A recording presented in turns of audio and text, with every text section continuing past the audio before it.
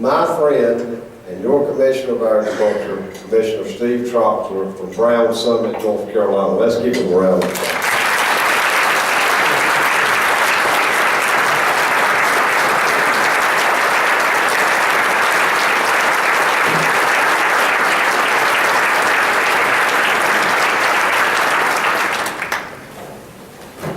I certainly do appreciate all of you being here tonight to celebrate this state's #1 industry. And it goes much deeper than that. This is the industry that drives rural communities in North Carolina and small towns, and believe it or not, it drives the big cities too. How could it not? It's a $77 billion industry. Now, you know, as I've come into the political world from the farm, you know, it was difficult to get to that first billion. And then multiple millions, and then 100 million, but then when you start talking about $1 billion, that's a lot. And then 77 times that, it's a huge industry. And it's one that touches everybody's life, everywhere, every day. At least 3 times a day, but in all probability, all day, every day. So this is a wonderful celebration. For you political types here tonight, if you see one of these blue jackets get up in front of you, you need to start thinking they're that good at speaking. I've had that experience many, many times, and I'm so proud of the people in FFA in North Carolina. That blue jacket means a lot. This blue jacket means a lot to me. I had actually asked for a real blue jacket, a corduroy jacket. They had bestowed a state degree on me, and then a national degree, so I thought, you know, I really counted in FFA. So I asked for the corduroy jacket. I love the jackets, and my answer was Ronald Reagan wanted one, and he didn't get one either. But this is the jacket that they presented to me, and I'm so very proud of it, and thank all of you. And I thank all of our ag teachers and adults that work with our young people in FFA. This is the future of North Carolina. This is leadership. That blue jacket is about leadership, and I know we have several people here that are in leadership positions now that were even national leaders, like Ray Starling, my former piano playing, singing, preaching, low-down scummy lawyer that was stolen by Speaker Tillis. But you know, these are important times, and the leadership that they are learning is unbelievably important right now. The video that you saw, I think you recognized as a commercial on the Super Bowl. And it just so happened that I was chairing a national meeting in Washington, D.C., and we had finished for the day and were watching the Super Bowl. And you can't imagine how quiet it got when that came on with all of these leaders in agriculture all across the country. And there was not a dry eye in the bunch. We could not believe that we had heard that on the Super Bowl. But somebody was a marketing genius that did that, I can tell you that. Rural North Carolina, rural America really appreciated that type of recognition. There are a lot of things to celebrate tonight, but agriculture is the one we probably need to celebrate most. And there's a lot of things going on here tonight, and the one thing that I want to point out to you is, if I were to ask you what's going to make us successful in agriculture, you'd probably say the weather, wouldn't you? If it doesn't rain, we got problems. If it rains too much, we got problems. Too hot, got problems. Too cold, we got problems. But guess what? That's the constant in agriculture. We deal with that every day. I've never seen a perfect year in the 40 years that I've been farming. I guess I have seen it, but I thought we could do better. But the reason you're here tonight, I hope, is that you recognize that the one thing that makes agriculture and agribusiness successful is government policy. Now that may sound a little strange to you, but I had an ag econ professor tell me that many, many years ago when I was at NC State and my hair was black and longer.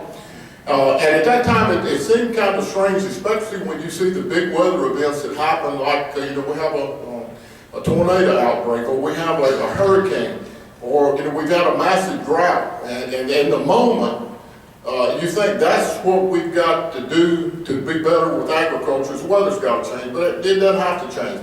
But I can tell you what will ruin us is government policy, or what will make us successful is government policy. And it goes down all the way to the judges, if you can believe that or not. We can never forget the judges that we elect in North Carolina. The best example I know is we were before the appeals court yesterday. The department was on a case in the co-line at the state fair. This goes back to 2004. The maximum award on that, should we lose it as a maximum award, I think is about $7 million. Now that's $7 million that the state fair does not have. We have won this court appearance twice at the Industrial Commission, so we feel very good about it, but now we're at the appeal court level, and it might even go to the Supreme Court level. I myself have been before the state Supreme Court twice on the issues that affected agriculture and agribusiness in North Carolina. I even was there once as a political candidate in 2004 when I had that landslide election that got me here to where I am today. So that's very important. But then you get down to the legislative people that are involved in policy in North Carolina, and I cannot tell you how good this past year has been, and in fact the past 2 years. I would say that agriculture probably had its best legislative season ever this past legislative season, and it comes from the leadership of Representative Langdon and Dixon and the leadership of Senator Johnston and Senator Brock. They did what we needed to do. They are beginning to get the government off our backs in agriculture, and it's got to be that way. We can't be over-regulated, we'll be out of business. They have begun that process, and for that I'm thankful. But we also have asked them to help us help North Carolina play to its strength. Now, we have tried all kinds of things in North Carolina to strengthen our economy and come out of this recession. Well, the one thing that I know is during the Great Recession, agriculture and agribusiness in this state grew, and it didn't grow a little bit, it grew a lot. The latest figures show from 2011 that we grew $5 billion in 1 year, and if you remember 2011, it wasn't a great year. We had Hurricane Irene, had droughts, all kinds of things, and quite frankly, I was a little bit leery of those numbers coming out because I love to talk about good things in agriculture. We grew $5 billion. The good news too is that when you talk about where did our product go, we exported $3.75 billion of North Carolina products to other areas of the world. And that represented $500 million in growth in 1 year. Now that's good numbers. Now I can't wait for the 2012 numbers because we had a record year. We had good prices, all kinds of record production. So I think you're going to see that we're going to do very well. My goal is to grow this industry to $100 billion very shortly. Speaker Tillis's goal is much more aggressive than that. He wants to see a $120 billion industry by the year 2020. So when I heard him speak about this, I went to Speaker Tillis and I said, okay, I agree with you, but I need a little help here. What I told him was the way we're going to get to $100 billion and then to $120 billion is agricultural research. If you look at the trend line of where we have come from as farmers, from being subsistence farmers to supporting a family on the farm to one farmer feeding 125 people today, and you compare that with agricultural research, they're almost identical. So we've got some more work to do. The United Nations says by the year 2030, we've got to have 50% more food to feed the world. And then if you reach out to the year 2050, they're saying 75, 80, maybe even 100% more food to feed a hungry world. Well, how are we going to get there? I told you the weather's a constant. And we've got to have good government policy to be able to grow. But we've got to have that agricultural research. So I went into the Speaker's office and I said, okay, here's the deal now. You stole my lawyer. I think that ought to be about $20 million right there because that lawyer is that good. And I think he knows that now. But we were able to talk, and this year, with his help and with the help of our leadership, we are going to invest $5 million over 2 years in upgrading our research stations. Quite frankly, we've been doing research with equipment that's 20 to 30 years old, and we needed to move into this century. So we're going to do that. And the results, Mr. Speaker, I think you will see that we're going to kick this up and very quickly get to that $100 billion level and then $120 billion. The reason I know this research is so important, I saw a study out of Cal Davis, and the study said that for every dollar spent on agricultural research, there's a $19 return. Now, I know there are a lot of business people in this room, and if I can invest $1 and get me 19 back, I want all of that I can get. The good news is private industry is seeing that. If you look at our biotech companies in North Carolina, especially those that are centered around Greensboro and RTP, every one of them are expanding their operations by a large degree. That means they know what the future of agriculture and agribusiness is going to be like. They see that 50% and that 75 and 80% as a market. We're going to be a big player in North Carolina in that expansion, if everything goes with a good policy in the agricultural research. So we are positioned uniquely in North Carolina to take advantage of any and all opportunities that are going to come our way in the future, and I am so, so proud of that. Our diversity in this state makes us strong to begin with, but then if you think about how we're positioned, with all of the population that's on the East Coast, that within itself is going to be a growing market. But the bigger market is going to be that worldwide market. We have taken steps in the department with international marketing to position ourselves with especially China, to provide them with all kinds of goods that we produce here in North Carolina, so that the sky is the limit, I think, as far as exports. But then there's another little piece of that government policy that comes into play. To be able to get those goods and services from here to other parts of the world, it takes transportation infrastructure.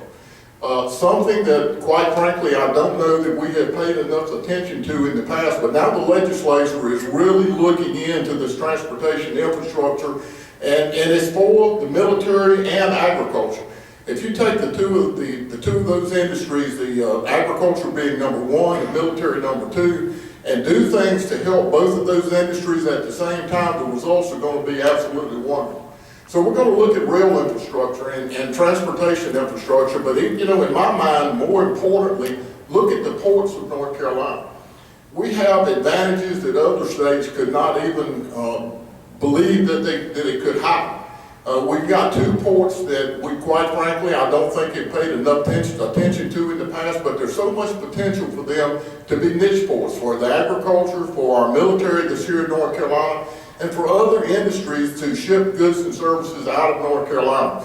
So I'm hopeful that we will get to the point that we value these ports, that we spend some money on these ports, and we get this product out of North Carolina efficiently to other areas of the world. The one thing that I know we've got to do in agriculture, other than producing the product, we have got to produce a product that is efficient. Produce it efficiently, and it's got to be cheap enough that people can afford it. We can produce all the product in the world, and if there's no market out there for it because it's overpriced, then we're not going to feed the world.